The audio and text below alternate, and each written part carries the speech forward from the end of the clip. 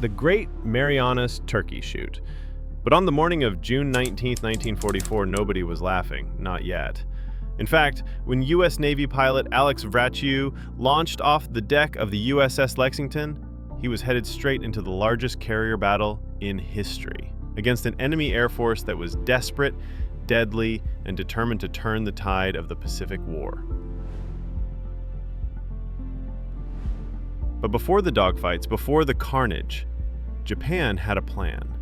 Their naval forces, battered but not broken, were gambling everything on a decisive showdown. The Imperial Japanese Navy assembled a powerful force, 9 aircraft carriers, 5 battleships, and over 400 aircraft, all converging near the Marianas Islands. Their goal? Strike the U.S. fleet first, shatter its carrier strength, and halt America's relentless advance toward Japan's doorstep. They called it Operation Ago, and Japanese Admiral Jisaburo Ozawa believed surprise and sheer numbers could tip the balance. But what they didn't know was that the U.S. had already cracked their codes. Admiral Raymond Spruance and his fleet knew where Ozawa was heading, and they were ready. As the sun climbed on June 19th, American radar picked up the first wave of incoming Japanese aircraft, dozens of dive bombers, torpedo planes, and fighter escorts. The U.S. scrambled every available pilot, including Vraciu, a 25-year-old ace with a growing reputation. In the skies, Vraciu locked eyes on the enemy formation. Swarms of Aichi D-3A Val dive bombers and Mitsubishi A-6M0s cluttered the sky.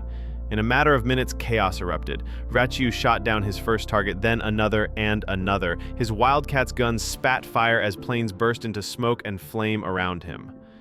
By the time his ammunition ran dry, Vraciu had downed 6 enemy planes in just 8 minutes, a record that vaulted him into Navy legend.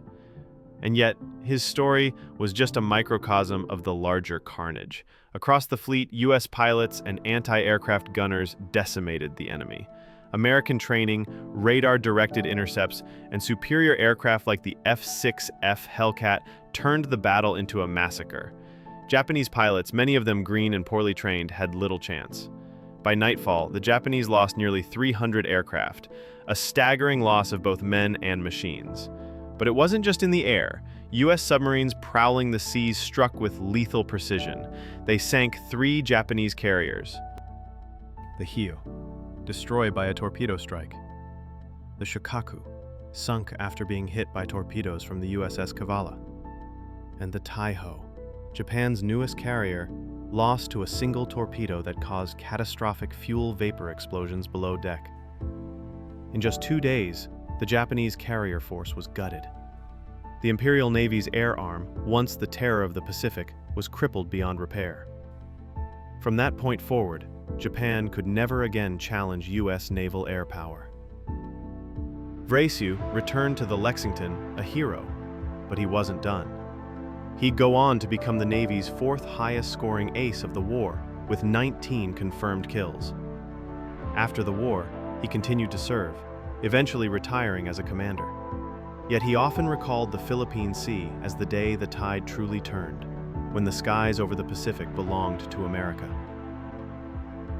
The Battle of the Philippine Sea wasn't just a clash of steel and strategy, it was a testament to American naval dominance and the daring of pilots like Alex Vraciu.